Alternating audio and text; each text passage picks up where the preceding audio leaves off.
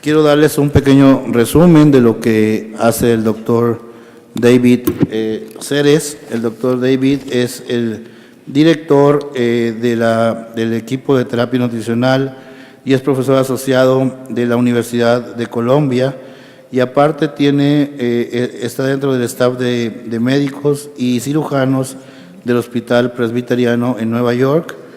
Tiene a su mando una silla en la sección de práctica de medicina en la Aspen, y aparte él es uno de los encargados de la certificación del National Board of Nutrition en la certificación que da la Aspen. Doctor Ceres, por favor.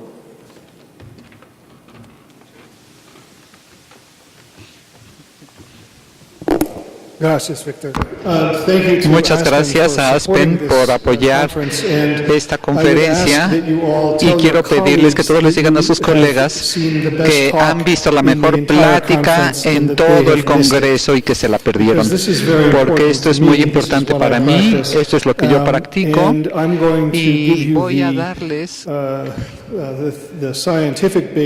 base científica para lo que motiva la nueva práctica en la nutrición, usando menos alimentación parenteral, usando más enteral.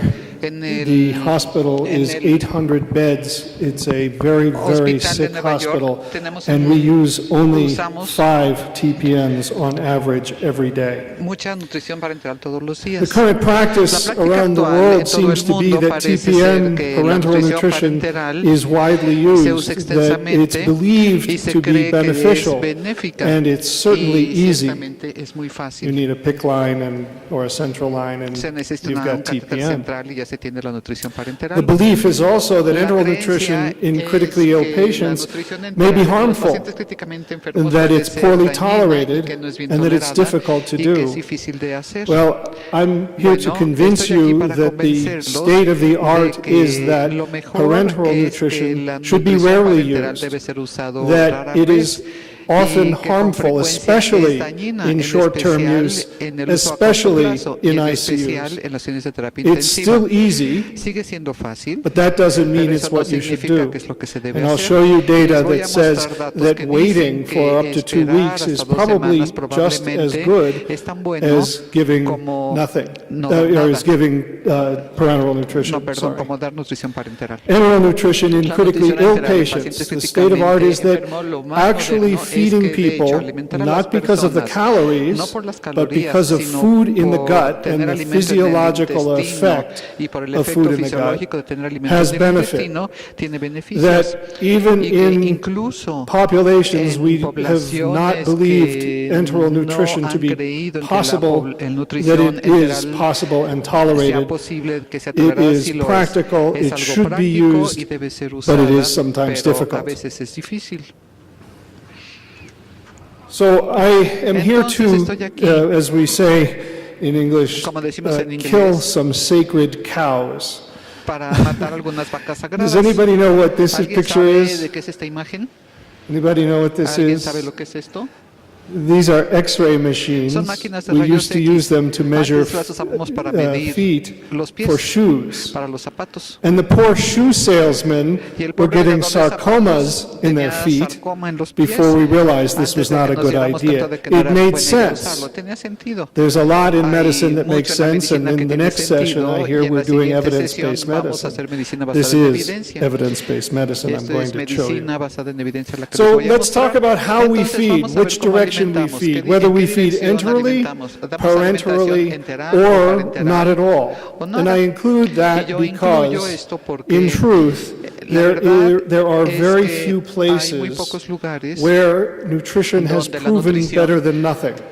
And so still the control in the study should be nothing. But that's very hard to get an IRB to allow to not feed starving people, so we may never have that answer. So I think it's also important to point out that it's really about what's best for the patient and not what's best for our pocketbooks or our convenience. So let me start with the Entonces data. vamos a empezar In con los datos. En 2001, Ronald 2001, Koretz Ron Koretz authored a massive escribió technical review o hizo comparing una revisión parental técnica nutrition masiva comparando la to nutrición, nothing. parental Prospective contra nada. randomized Fue controlled un trials, estudio 83 controlado y autorizado, prospective randomized controlled 83 trials, estudios and in no autorizados, group y en ningún grupo was parental fue la nutrition better nutrición than parenteral nothing mejor que nada, for up to 2 weeks. hasta durante 2 semanas. Here's some of the data. Aquí tenemos Infectious parte de los datos. complications Complicaciones in the group at infecciosas en large el were grupo, higher. fueron más altas. In en the general. oncologic En trials, los estudios you had to oncológicos, treat se 2 tenía que patients tratar a 2 pacientes to cause a para poder complication causar una complicación and 5 y patients 5 to cause an pacientes para infection. causar una infección. A brand new study has Un just estudio come nuevo out from acaba de ser Vandenberg's terminado group y a ser publicado del and grupo de published in the New Vandenberg, England y fue Journal. publicado en el New England Journal, And they y compared compararon in the ICU en la unidad de terapia intensiva early parental nutrición nutrition parenteral temprana versus late contra parental nutrition. nutrición And they parenteral showed tardía, very y clearly mostraron muy claramente that there was a que very había large benefit un gran for waiting beneficio al to start esperar parental antes de nutrition. dar la nutrición parenteral. The patients who were discharged Los live pacientes were que statistically fueron dados de alta significantly more. vivos fueron There were mucho más. fewer new Hubo infections. menos infecciones There nuevas. was a shorter length of stay in Hubo the estancia ICU hospitalaria menor en la unidad and a de shorter terapia length of stay intensiva in the y también en hospital, el hospital, decreasing cost of reduciendo care, los costos de la decreasing atención, complications reduciendo by las waiting complicaciones to al feed esperar parentally. antes de dar nutrición parenteral.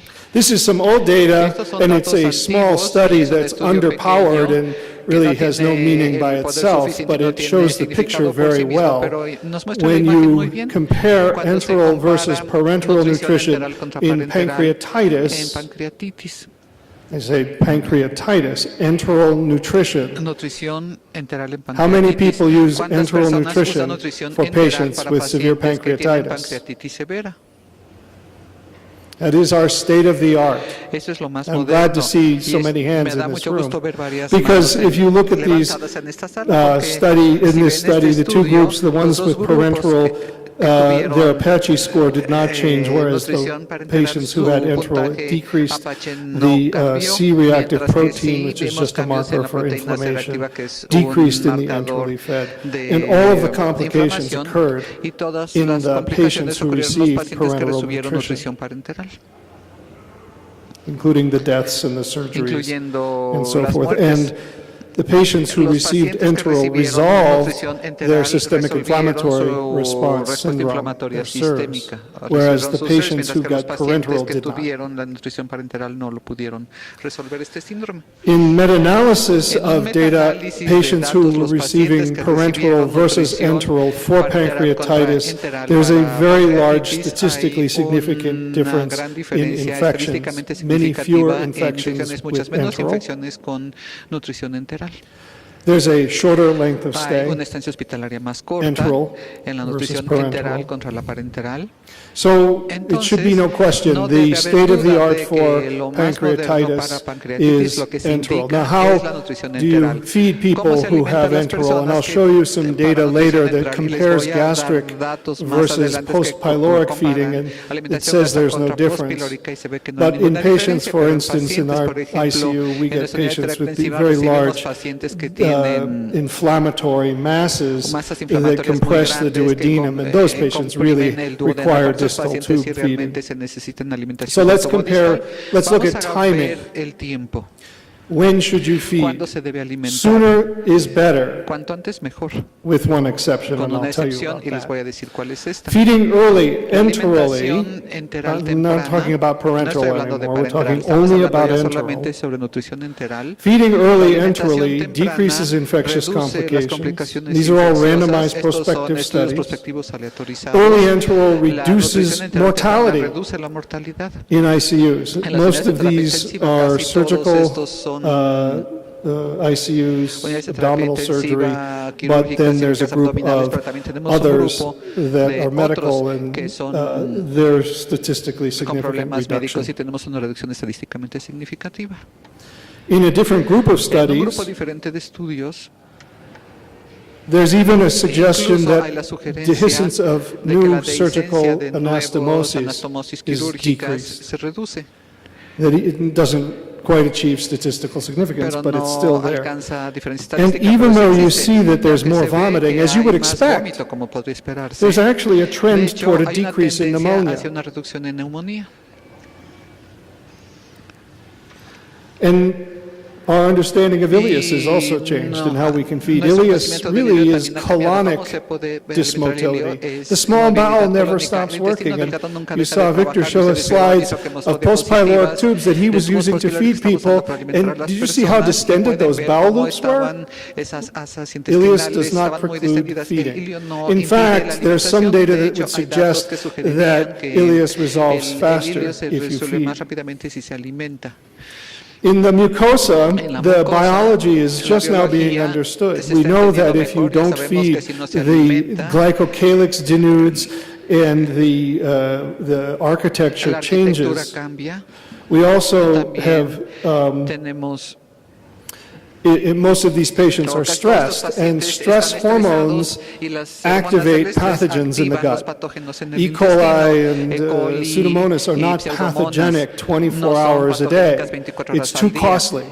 And so they wait for a signal that the host is stressed, and then they start upregulating all of their adhesion molecules and so forth. And so what happens is that with a denuded glycocalyx, these activated bacteria adhere to the mucous membrane, and the cells of the mucous membrane produce cytokines like crazy. As a matter of fact, 50% of the body's norepinephrine is manufactured in the gut, and so that stimulates the pathogens even more. In fact, the concept of microbacterial translocation has been challenged and may in fact not be necessary. In fact, I think that septicemia is actually not necessary to have sepsis syndrome. So few times you have sepsis syndrome do you actually get bugs out of the bloodstream. And so I'm thinking that this concept is no longer needed. There is a very interesting thinking currently also that that it's the pathogen binding to the mucous membrane that causes these sepsis syndromes, and I recommend this particular article if you're interested. This is the morphology of pre and post, and these are normal volunteers, jejunal biopsy, and you see that the villus height drops by half. This has been repeated in ICUs, the article by Hernandez. He did jejunal biopsies in patients who were NPO on TPN and showed the same thing.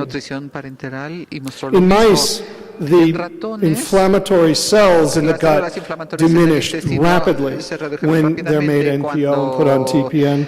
And in the lung, you can measure a decrement in IgA production.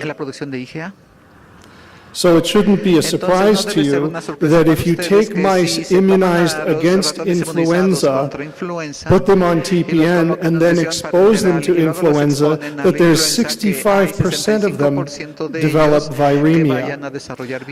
If you take those mice, take them off TPN, put them on a regular diet, and then expose them to virus, zero viremia. In the ICU, even gastric feeds are most often tolerated in a large proportion of patients.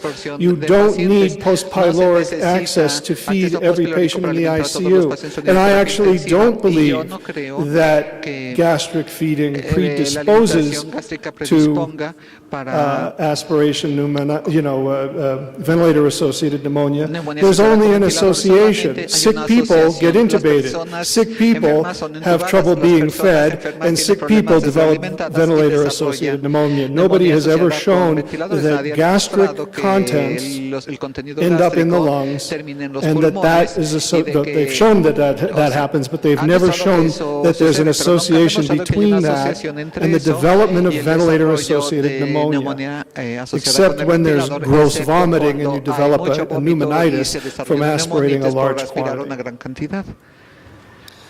In the surgical literature, there's a whole host of evidence that feeding is tolerated where we did not expect it. In colorectal surgery, and I pick colorectal surgery because it's the most difficult for us to accept that the bowel still works. As far back as 1994, people showed that most patients are able to eat one day after surgery. That if you feed right after surgery, you get to a regular diet in 2.5 days, as opposed to 5, waiting for bowel sounds and flatus. In perforation peritonitis, you get to a regular diet at least a day sooner if you feed right away, or you get bowel sounds and flatus, I'm sorry, a day sooner. But I don't care about bowel sounds and flatus. I care about outcomes. And if you look, the difference in complications is statistically significant. By feeding immediately after surgery for perforation peritonitis. In pancreatitis, I promised you this slide. This is gastric versus distal feeding, no difference. Even in places where we didn't expect, such as hyperemesis gravidarum, patients actually do much better with tube feeding. The last thing I ever want to see again in my life is a pregnant woman septic from TPN, because food in the gut in hyperemesis actually resolves the nausea. If you've ever tried it, you'd agree with me, it's very dramatic. So, in general, feeding early in the gut in the ICU it is anti-inflammatory, it's safe. Now, this is the one time you don't want to do this. If the patient is not fully resuscitated, or the patient is not perfusing well, as a lactate of 15, for instance, do not feed enterally. Enteral nutrition increases oxygen demand to the gut, and if you're not perfusing well, increasing oxygen demand is not a good idea. I think you'll agree. Early enteral nutrition is tolerated, a surgical ileus is not precluded, and most importantly, it improves outcomes. This has been adopted in the guidelines in the SCCM in the US, as well as ASPEN, and the recommendations are that you wait at least a week. Now, this was before the Vandenberg study, and the Vandenberg study basically waited for a week. In our practice, we actually wait for 2. Because if you look at the meta-analysis that I started with, these were comparing 2 weeks to nothing. And for up to 2 weeks, parenteral nutrition made no difference other than negatively. Unless the patient is already starved, and if the patient is already starved, we sort of use that as a starting point, especially if we anticipate a couple of weeks of fighting with the gut. I've used PPN 3 times in the last 15 years. 3 times. And the only times I use it is because I know that the central line for the TPN is delayed 3 days. I want to get the electrolytes organized and be able to send the patient home after the line goes in. I don't use PPN because I don't believe that short-term parenteral nutrition has value. So this is the old rule of thumb. If the gut works, use it. This is actually new when I first started. But here it is. This is the old rule of thumb. If the gut works, use it. I propose a new rule of thumb. Here it is. If there is a gut, use it. So, back to the state of the art, parenteral nutrition, rarely used. Again, 5 patients a day in our 800-bed adult hospital. Harmful in the short term, it's still easy. And enteral nutrition in the critically ill patients, beneficial if it's started early, tolerated even with ileus and gastroparesis, and practical, albeit sometimes difficult to get to. I thank you. We'll have questions afterwards? Al final.